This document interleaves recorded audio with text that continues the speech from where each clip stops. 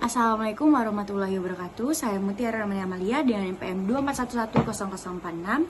Di sini saya akan menjelaskan tentang sejarah Kota Pagar Alam. Kalau biasanya kita kenal Pagar Alam karena pemandangannya sejuk, gunungnya yang megah, dan kebun tehnya yang luas, ternyata kota ini juga menyimpan sejarah yang panjang dan menarik banget untuk kita bahas. Nama Pagar Alam sendiri punya makna yang cukup dalam. Kata pagar bisa diartikan sebagai pelindung atau penjaga, sedangkan alam berarti alam itu sendiri. Jadi kalau digabung, kota Pagar Alam bisa dimaknai sebagai tempat yang dijaga oleh alam. Dan memang benar, kota ini terletak di kaki Gunung Dempo, dikelilingi hutan, sungai, dan bukit-bukit yang subur. Kalau kita mundur jauh ke masa lalu, ternyata Pagar Alam ini sudah dihuni manusia sejak zaman prasejarah. Buktinya bisa kita lihat dari banyaknya peninggalan megalitikum. Di sini mulai dari arca atau patung batu, menhir, dolmen, hingga sarkofagus yang digunakan untuk pemakaman. Bahkan Pagar Alam ini tercatat sebagai salah satu daerah dengan situs megalit terbanyak di Indonesia.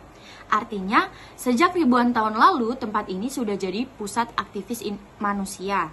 Salah satu arca terkenal dari Pagar Alam adalah arca manusia yang sedang menunggang kerbau. Juga ada arca dengan ekspresi wajah yang unik. Benda-benda ini dipercaya menggambarkan kehidupan sosial masyarakat zaman dahulu dan menjadi bukti pentingnya Pagar Alam. Sebagai pusat kebudayaan masa lampau, selain peninggalan purbakala, Pagar Alam ini juga erat kaitannya dengan Kerajaan Basemah, salah satu kerajaan adat di wilayah Sumatera Selatan. Masyarakat Basemah dikenal memiliki tradisi dan budaya yang sangat kuat, dari bahasa, adat pernikahan, upacara adat, sampai sistem kekerabatan. Semuanya masih dijaga turun-temurun sampai sekarang. Identitas Basemah ini yang menjadi ciri khas dan jiwa dari kota Pagar Alam. Ketika masa penjajahan Belanda datang, masyarakat Pagar Alam ini tidak tinggal diam. Banyak rakyat yang ikut berjuang melawan kolonial, letaknya yang berada di pegunungan, membuat Pagar Alam ini sering dijadikan tempat persembunyian dan pergerakan para pejuang. Sehingga wilayah ini punya peran penting dalam perjuangan kemerdekaan.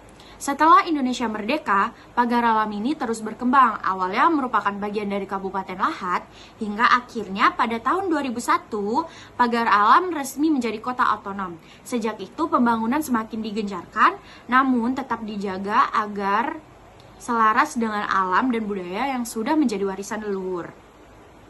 Sekarang kalau dengan kata Pagar Alam, pasti yang langsung terbayang adalah Gunung Dempo, kebun tehnya, ya kan? Gunung tertinggi, Gunung Dempo itu gunung tertinggi di Sumatera Selatan sekaligus ikon kota ini. Lereng Gunung Dempo dipenuhi kebun teh yang luas dan hijau, serta kebun kopi dengan cita rasa yang terkenal. Selain itu, Pagar Alam juga punya puluhan air terjun dengan seperti Curug Embun, Curug Mangkok. Makanya kota ini sering disebut kota 1000 air terjun. Yang paling menarik, kalau kita datang langsung ke Pagar Alam, kita bisa merasakan bagaimana budaya alam dan sejarah berpadu dalam kehidupan masyarakatnya. Tradisi adat Basemah masih dilestarikan, upacara adat masih dijalankan, dan keramahan penduduknya selalu bikin siapapun betah berlama-lama di sana. Jadi kalau ditarik benang merahnya, Pagar Alam itu seperti buku sejarah yang masih terbuka.